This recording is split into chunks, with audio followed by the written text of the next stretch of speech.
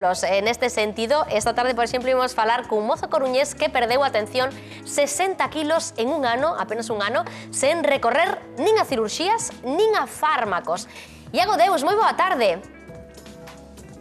Hola, boa tarde. Parabéns pola túa determinación, pero queremos saber cal é o segredo, como o fixeche, porque, dende logo, non debe de ser nada doado ese cambio de estilo de vida. Sí, pois é fácil se o tes metido na cabeza. Unha vez que o tes na cabeza, vai todo moi fluido. Hai que estar convencidos. Cale, bueno, estamos vendo as imaxes do antes e do despois son absolutamente impactantes. E máis aló do que vemos desa pegada física, entendemos que tamén mellorou moitísimo a túa calidade de vida. Contanos un pouco cal é a túa historia. Ti tiveche que lidiar durante gran parte da túa vida co sobrepeso e con todos os problemas que iso acarrexa, non? Sí, desde que era adolescente, pois empecé a coller peso, e cando empecé a estudiar a universidade, aí sí que disparei o meu peso, pois, uns 40 ou 45 kilos. Carai. Por encima dos 100. E como e cando decides cambiar de vida? Pois un día estudiando na biblioteca para os exames de xaneiro, dixen, teño que cambiar de vida, teño que facer un cambio, e hasta hoxe. E fixéchelo só ou tiveche axuda? Axudoume Noel. Noel? Sí. Xa foi un paciente teu?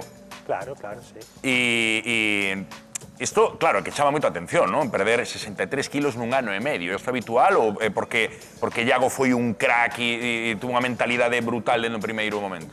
A ver, é evidente que a baixada de peso que logrou o Iago, pois, lógicamente, ele foi un paciente moi bon, exemplar, non? Eso requiere de un compromiso extraordinario, non?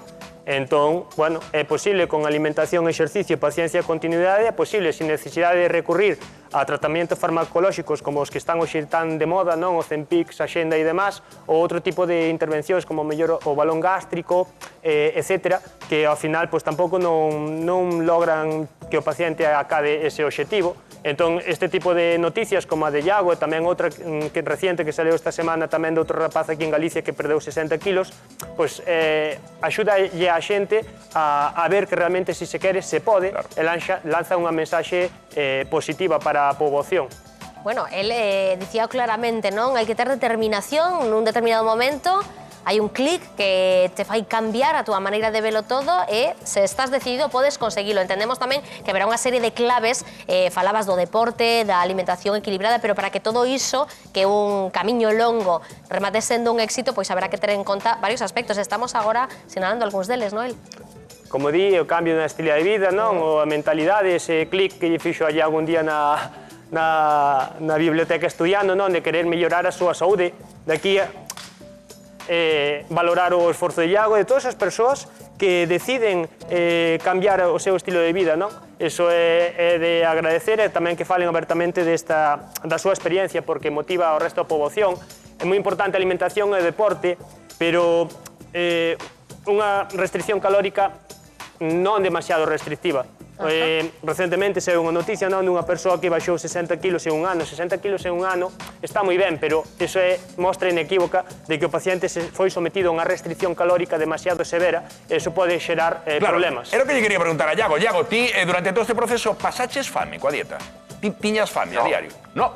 Ninguna. A verdade é que ninguna, porque hasta ahora que estaba falando Noel da restricción calórica, houve épocas que tiñamos que meterlle pois 30 ou 50 gramos de arroz ou de patacas á cea, por exemplo.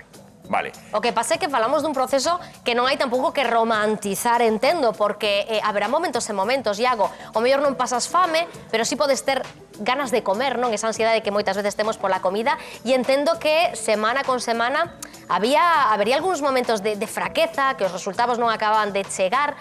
Nunca tiveche aí un momento delicado nese longo camiño? Sí, a ver, hai semanas que non consigues os objetivos de baixar ao mellor 1 kilo ou 1,5 kg, pero ao mellor dentro de 2 semanas, desde a primeira que non consigues nada, ao mellor consigues o doble. Claro. Iago, o sea, que ao mellor ben. E perdón, aquí estou na mensaxe que di Noel, que hai que motivar a xente e motivarnos nós. E faz moito deporte? Machacaste moito, sufres moito co deporte, sí?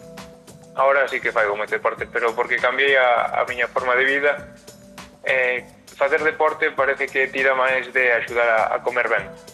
Vale, moi ben. Oye, Iago, pois entendemos que estás moito mellor, así que parabéns por este cambio na tua vida, sobre todo porque unha vida máis sana, máis saudable. Moitas gracias. A ti, Mamberta. Carai, que son Hombre, unha baixada moi importante. paciente exemplar, xa o dicía. A ver, o caso Iago